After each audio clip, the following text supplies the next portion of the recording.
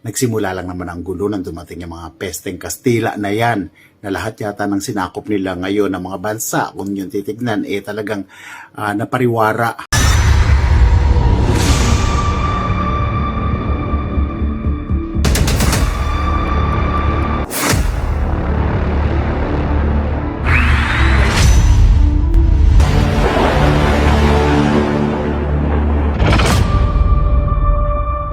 Tama ka.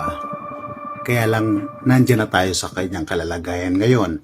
Marami ng relihiyon sa Pilipinas at nakakalungkot nga lang na maraming mga magkakamag-anak na hindi na nag-uusap, magkakaibigan, nagkaaway-away dahil nga sa kanilang paniniwala.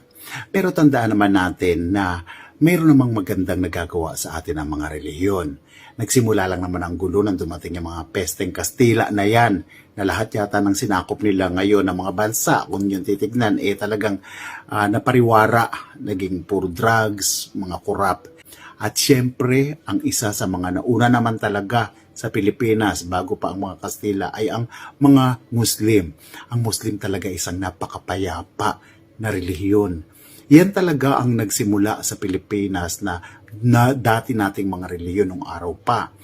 Bago pa dumating ang mga Kastila, yun nga lang, inapi-api sila at nagawa ng paraan para lumiit. Pero ngayon, dumadami na ulit ang mga Muslim dahil nakikita ng mga tao na napakaganda at napakapayapa nito. Kaya nga, kung meron kayong pagkakataon, subukan nyo mag-aral ng Islam. Subukan nyo magbalik Islam. Sigurado ako, makikita nyo ang tamang daan papunta kay Allah. Ashhadu Allah ilaha illallah wa ashhadu anna Muhammad Rasul Allah wa ashhadu anna Isa ibnu Maryam Abdullahi wa Rasul. أشهد أن لا إله إلا الله أشهد أن محمدا رسول الله